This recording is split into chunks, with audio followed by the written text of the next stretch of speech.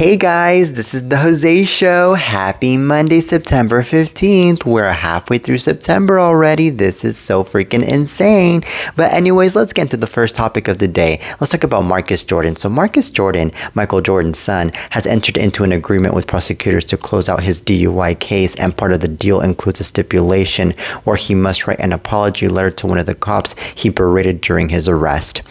So apparently, court documents TMZ Sports has obtained show on September 12, Marcus signed a pre-trial intervention contract in Orange County, Florida, with the goal of having his criminal charges dismissed.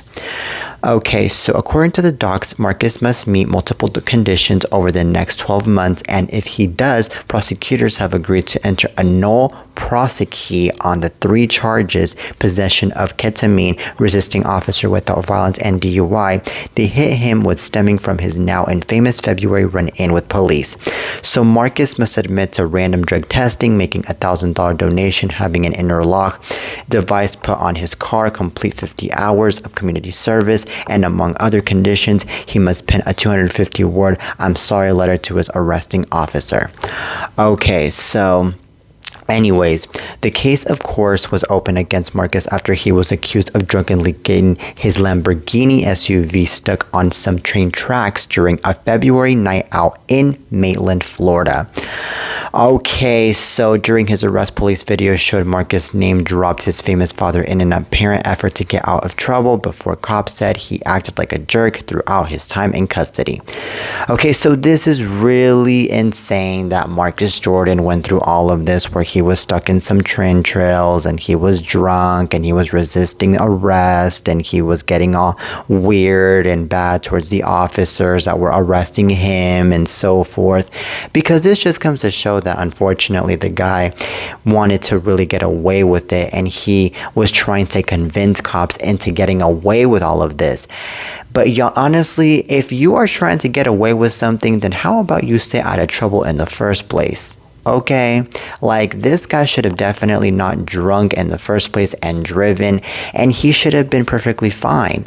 And the thing is that it's really scary how he was stuck in those train trails, because since he was stuck in those train trails, God forbid that a train would come and run him over or hit him, and then he would be RIP. And then later on, I believe that his whole entire car would also be smashed into pieces along with him. So honestly, ladies and gentlemen, come on now. We need to be a bit more smart in all of this and not really get into situations like this at all. And also, it's really dumb how he was all over here dropping his dad's name because he was trying to convince the cops to not arrest him, I believe. But even if he gets to even name drop Madonna, or he gets to name drop Michael Jackson or whoever, and he is supposedly related to them, let's just say, I don't think that will convince the cops anything, because at the end of the day, you are not above the law regardless of who you're related to. So he needs to put that in his head. Okay, now it's so interesting how he needs to make a $1,000 donation, and he has to have an interlock device put on his car, and then he needs to complete 50 hours of community service, and then he must write a 250-word "I'm sorry" letter to his arresting officer, like if he was a child. It's so many things, and it's all due to his damn behavior that is definitely causing all of this. Oh my goodness. I believe that this is just something that maybe and hopefully he will learn from, instead of just sit there and be like, well, I didn't deserve any of this and I'm going to continue to do all of this. I'm hoping that definitely he'll learn from all of this. Okay, but anyways, all I have to say is, you know what, good luck to this guy, and I'm hoping that this guy really needs to better his behavior. Okay, now on to the next topic. Now let's talk about Charlie Kirk. So Charlie Kirk's alleged shooter, Tyler Robinson, was reportedly living with a transgender partner before the attack. The individual, who is a male transitioning to a female, according to Fox News correspondent Brooke Singman, who broke the news, is fully cooperating with the FBI, Singman claimed in a tweet Saturday morning. Okay, so she also said the FBI had texts and other communications between Robinson and the individual that helped FBI authorities solidify that Robinson was indeed the shooter.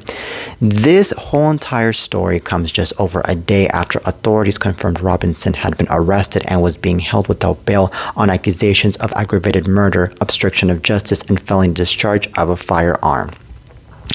Okay, so I am glad that this person got to help the FBI identify who the real shooter was, because this just comes to show that this person really wanted to make sure that the shooter gets to be held accountable for their own damn actions.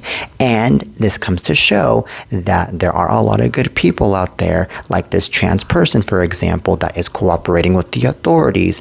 And that really comes to show to a bunch of ignorant people out there that there are a bunch of trans people out there that are not bad people and that will not commit anything stupid nor anything horrible at all, because unfortunately it has just come to a bunch of people's heads that unfortunately a bunch of trans people are bad people and that they are criminals and that they are shooters and so forth, when in reality that is not definitely the case. Okay, I mean, yes, there is of any kind. There are straight people that are shooters, there are trans people that are shooters, there are gay people that are shooters, or are lesbian people that are shooters.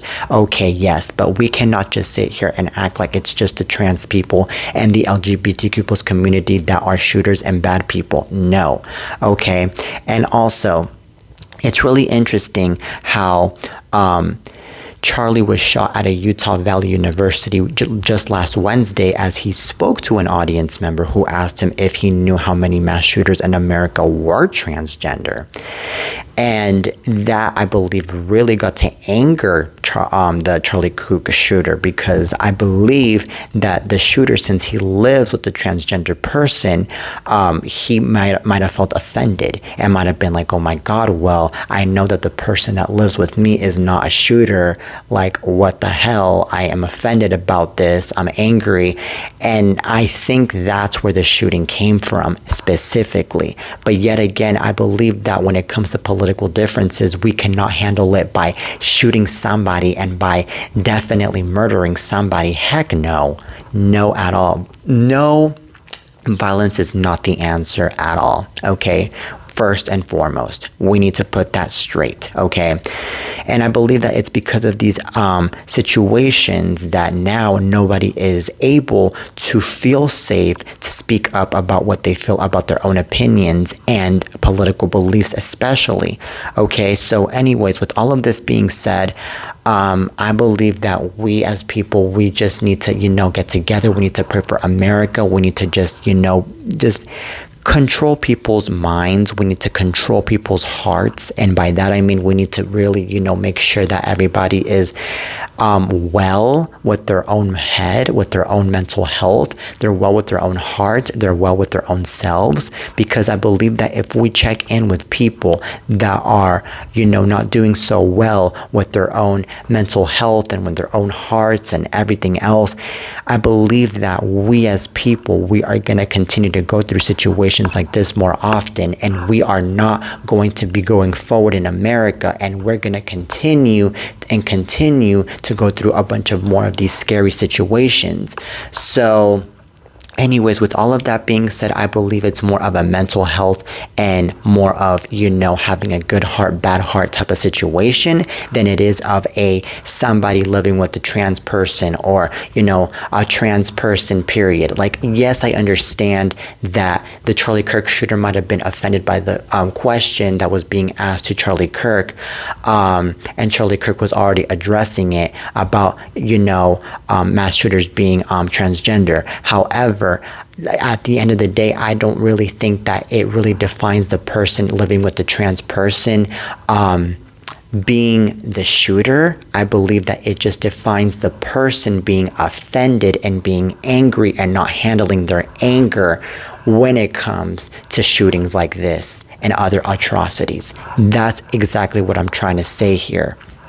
Okay, so anyways, peace in America, and I really hope that this Tyler Robinson guy definitely gets to learn his own lesson for what he did. Okay, now on to the next topic. Now let's talk about Chris Brown and Kayla Nicole, because Chris Brown and Kayla Nicole were really having it steamy this past weekend at a concert over at the SoFi Stadium, because Chris Brown was grinding all over Kayla Nicole like crazy, and Kayla Nicole was definitely enjoying every second of it. And a bunch of people were wondering if Kayla Nicole and Chris Brown are actually a thing.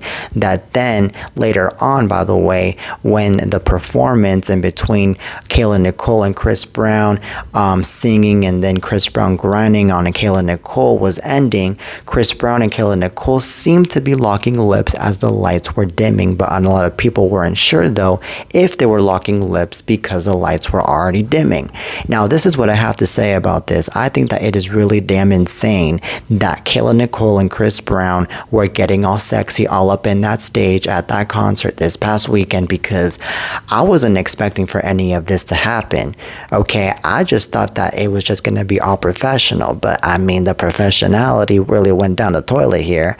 And I think the reason why they went all sexy is because maybe they're trying to tell us something, that maybe they really got something going on and we have never been knowing anything of this until maybe that very moment.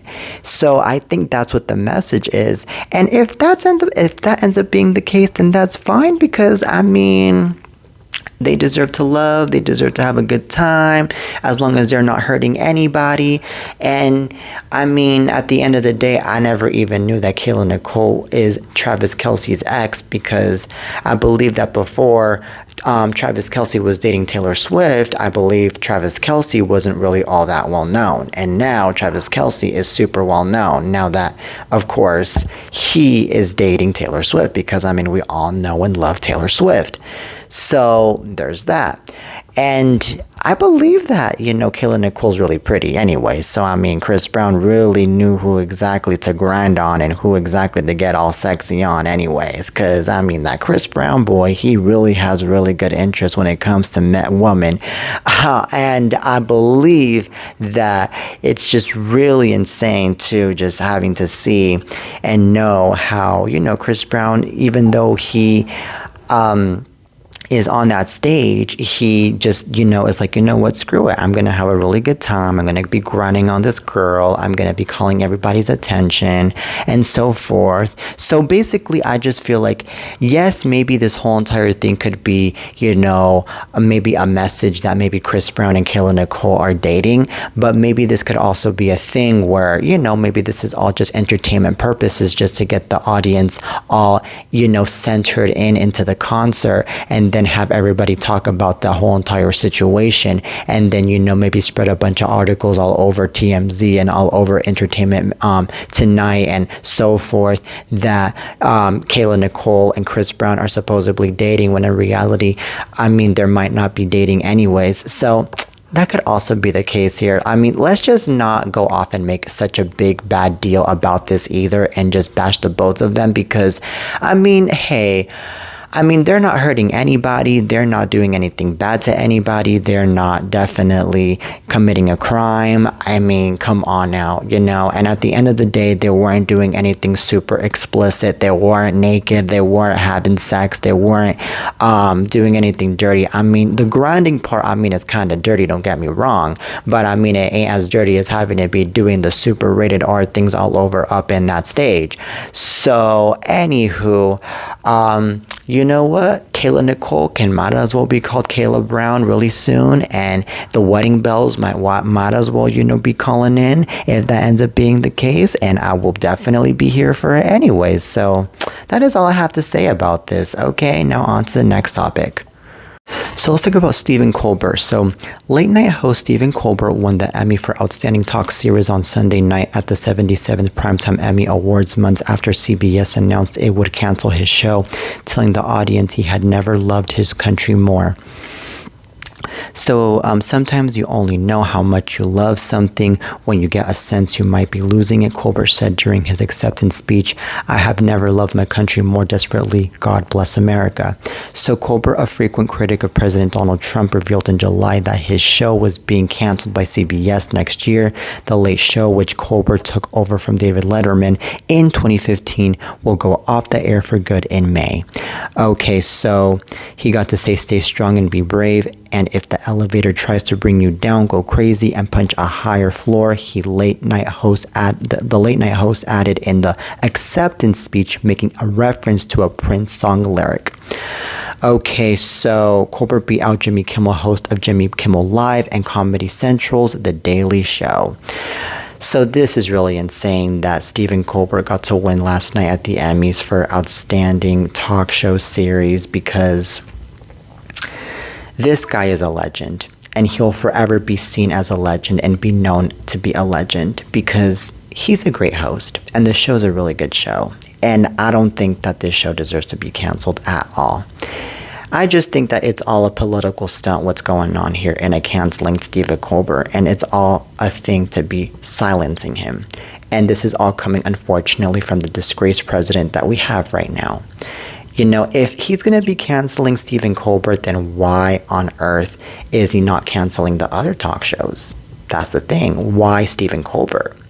But I believe that the reason to why he's canceling Stephen Colbert is because maybe Stephen Colbert went off and might have said something that really triggered Donald Trump that we don't know of. And then Donald Trump was all like, okay, well, we're going to have to do something about this. And he really got into ties with CBS for all of this, because I heard that CBS, of course, was in agreement with Trump on this one, I think. And personally, I believe that there's this thing called the freedom of speech, where people have the right to be saying whatever the heck they should be saying and they want to say. And in this case, I believe that this should not be taken away from Stephen Colbert. That should not be taken away from anybody else. And, you know, just leave Stephen Colbert alone and let everybody enjoy the show. Simple. Now, there's a really good reason, by the way, that he won last night, and I believe that that is the reason to why he won last night. Okay, and I'm hoping that maybe this will maybe call a bunch of people's attention, and hopefully CBS's attention, to not cancel the show and actually renew it for another season or for another 2 or 3 seasons instead of canceling it in May, because maybe that'll really grab their attention that actually a show that is getting canceled is actually a really good show that's worth gold and that's worth a bunch of praise. And also, I mean, let's also remember that, you know, he's very empowering, he's very kind, he's very about his audience, he's, you know, Stephen Colbert, basically, okay? He's like as iconic as David Letterman and as Jimmy Kimmel and as Jimmy Fallon and as many of the other late night hosts, and he really has that comedic personality that a lot of people love. It's really dumb and it's really ridiculous that, you know, it has to all of that got intervened by some political stunt by a president that really doesn't want to hear anything on what other people have to say about him. And what's really sad, in my opinion, is just having to see how, you know, so many Republicans out there are like probably in support of all of this because they're just also as against Stephen Colbert as Trump is, probably, you know. So I just feel like we should just be in a situation where everyone should just, you know, enjoy the show and make it less about viewing it as politics, you know. Like, I mean, I guess, yes, Stephen Colbert did bring up politics every now and then about Donald Trump, and it triggered Donald Trump, but at the same time, I mean, not only should we go off and enjoy the show for the fact that, you know, there's a thing called freedom of speech, and, you know, Stephen Colbert was definitely using that against Donald Trump, but also we should be enjoying it because at the end of the day, that show was a late night show that had a bunch of jokes, a bunch of humors, a bunch of, you know, funny stuff and this and that in that show that a lot of people definitely enjoy to watch. So, I mean, come on now. It's just so darn ridiculous. It's so darn ridiculous how all of that is ending, and I really don't know what show is going to be replacing this show. I'm hoping something good is going to be replacing it, but if not, then goodbye to CBS nights, because the CBS nights are definitely going to be boring without him. That's for sure.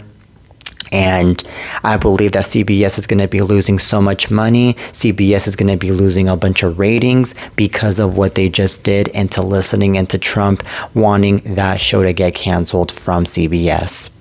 Okay, and if that network ends up losing money, which I'm pretty sure it will be, then unfortunately what's going to end up happening is that then CBS is, I'm afraid, maybe gonna file for bankruptcy, or maybe they're gonna end up, I don't know, in a situation where maybe they're gonna cancel a bunch of shows because they're not gonna have the enough money to be having other shows in their network, all because they lost a show that actually made them a bunch of money and gave them a bunch of ratings.